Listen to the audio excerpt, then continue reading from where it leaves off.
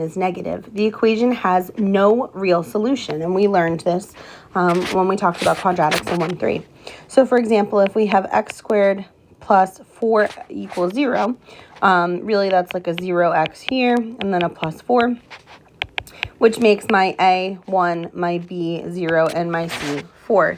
So if we were to do the discriminant, b squared minus 4ac, the portion under the radical, that would be 0 squared minus 4 times 1 times 4, which would give us negative 16. I can't take the square root of negative 16 and get a real solution, which is why we get no real solution. However, to make it possible to solve all quadratic equations, mathematicians invented something. What they invented was an expanded number system, and we called this the complex number system. And they're going to define this new number, and they say that I is equal to the square root of negative 1. I equals the square root of negative 1 is going to allow us to take the square root of anything. So if I is equal to the square root of negative 1, that would mean that I squared is equal to, well, if I square this, negative 1. Then if I were to cube that original number, really that would mean that I have the square root of negative 1 times the square root of negative 1 times the square root of negative 1. So when I multiply these guys together, they're going to give me negative 1 times the square root of negative 1. And this part is I. So negative 1 times I, or negative I. And then if I do I to the 4th power, really it would be saying the square root of negative 1 times the square root of negative 1 times the square root of negative 1 times the square root of negative 1. So these guys would give me negative 1. These guys would give me negative 1. So when I multiply, I'm going to get positive 1. And then you'll notice as you continue through this, I to the 5th power will be the square root of negative 1, or just I. I to the 6th power is going to give us negative 1. I to the 7th will give us 1, or negative I. And I to the 8th will give us 1. And it's going to continue this pattern over and over and over again. So a lot of times people remember that I is just equal to I. And if you recall kind of hearing through the wall that one day in class, the other teacher was teaching this to her group of kids. And you kept hearing her say, I won, I won, I won, I won. And what that means is this is an I, this is a 1. This is an I, this is a 1. And that's kind of the pattern. I won, I won, I won, I won. I, negative 1, negative I, positive 1. I, negative 1, negative I, positive 1. And it'll continue with that pattern over and over again.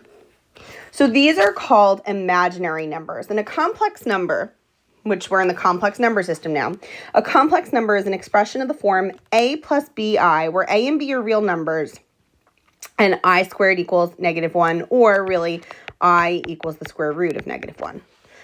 The real part of the complex number is a. That's just your plain old regular number. The imaginary part is b, so I can have 2i, 3i, 4i, something like that. Two complex numbers are considered equal if and only if their real and their imaginary parts are both equal to each other.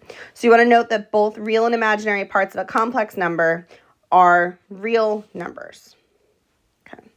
So identify the real and imaginary parts in each of these. So the real part is the part without the I. So these are all of my, there is no real here, so the real is 0. And this is just a regular number. So those are all my real numbers. All of my imaginary numbers have an I attached to them. So positive 4i, negative 2/3 I, 6i, and then technically this is 0i here, right? There is no imaginary part.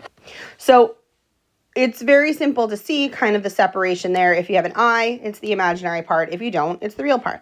So a pure imaginary number would be like part C, right? Or yeah, part C, where there is no separate real. There is no A there. A is technically 0.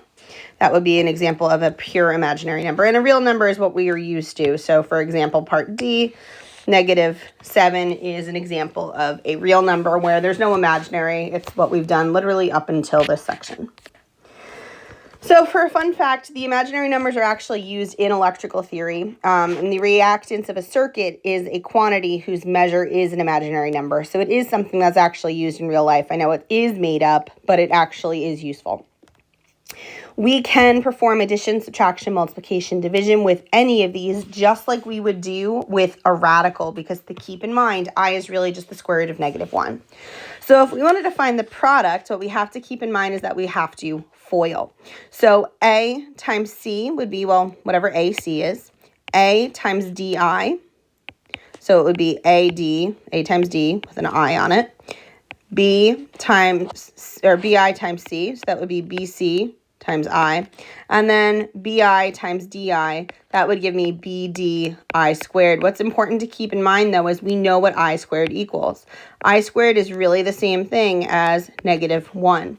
So really what we want to make sure we do is change this around. So I would have AC plus ADI plus BCI plus, or actually minus, right? Because it's -1, so minus BD. And then I should rearrange this to put all the reals together and all the imaginary stuff together. All right, so let's actually do this with some numbers. So if I want to find the sum, I'm literally just going to add the regular real numbers together. So that's 7. And then I'm going to add the imaginary numbers together. So I have 5i and minus 2i, so that is 3i. Almost treat it just like a variable. And that's it. Difference is exactly the same as we would do if these were x's. You're just going to need to make sure you distribute that minus sign. So we have 3 plus 5i minus 4 or plus 2i. Okay. All right, so again, real parts together, that's -1. Imaginary parts together, and that's 7i. Okay. And then the product we will FOIL. So that is going to give us 12 minus 6i plus 20i minus 10i squared. Okay. So we do want to make sure that we remember to switch that switch that I squared to a -1. This is really a -1 here. Okay. So now we'll do our real parts together. So we've got 12 and really positive 10. So 12 and positive 10 makes 22. And then we've got our imaginary parts. That's -6i and positive 20. So that's positive 14i. Okay. All right, and lastly, we're going to simplify I to the 23rd. Now, there are many ways to go about this. We know that after every 4, it is going to repeat. So here's my easiest trick. Your book explains it a different way, but this is how I always tell my pre-calc kids. Divide 23 by 4. Okay, so let's do 23 divided by 4. I know it's not nice. 4 goes into that 5 times, remainder 3, right? Remainder of 3. This is what we want to think about. This is really the same as I to the 3rd power. Okay. The remainder really is the same thing, because this would have been I to the 4th times I to the 4th, a whole bunch of I to the 4th, which is just the number 1, and now it's I cubed. So remember, we know that I is square root of -1. We know that I squared is -1. So then I cubed is going to be -I. So if you just remember those first 4, I to the 1st, I to the 2nd, I to the 3rd, and I to the 4th, you can find I to the any power. So just use the remainder as your exponent. We're dividing by 4 because it repeats every 4. All right, so for division of complex numbers, it's a lot like rationalizing a denominator, because think about it. I is really a square root of -1, so we don't want i's in our denominator. Okay. Also note that we can have a difference of squares with them. So if I were to FOIL this here, oops. Uh-oh, I don't know why it started back at the beginning. If I were to FOIL this here, I've got a times a, that's a squared, but then I would get minus abi plus abi, which would cancel out, minus b squared I squared. Okay. B squared I squared, though, remember I squared is -1, so really I have a squared, this becomes plus b squared. Okay. And what we want to do, just like we would have a conjugate when we're rationalizing the denominator, we're going to use a complex conjugate. So we're just going to have an I in it. Same idea, though. We're just going to multiply to force a difference of squares. All right. So let's do this. Let's rationalize, really, or divide. It really means the same thing in this case. So we're going to multiply by 1 plus 2i. We're just changing the sign in the middle. And again, we're forcing that difference of squares to happen in the denominator and then whatever multiplication is required up top. So in the denominator, I've got 1 times 1 minus 2i times 2i, that's 4i squared, but I squared really is -1. So that's 1 plus 4, right? Because multiplying by -1 changes the sign. So my denominator here is going to be 5. Now we just have to work out the top. All right, so 3 times 1 is 3. That is 6i and 5i. And then we've got 10i squared. Again, though, remember, I squared is -1. So really, I've got 3 minus 10. So that's going to be -7 plus 11i. -7 plus 11i. And I should always be the last term. All right, so if I don't have a real part here, remember my real part is technically like 0. So really, I'm just going to multiply. In this case, really, I can just multiply by I and make it disappear. Okay. So just like if I only have a regular radical in the denominator, I just need to then multiply by the radical. I don't need to complex anything here. So let's just multiply by I on the bottom and I on the top, and that's going to give us an I squared, which will turn into a regular number. So in the denominator, that's 4i squared. I squared we know is -1, so that's -4 in the denominator, and we're good to go in the denominator. Now let's look at the top. That would really be distributing. So I've got 7i plus 3i squared, but I squared is -1, so that makes -3, which is the real part, and then the 7i. Okay.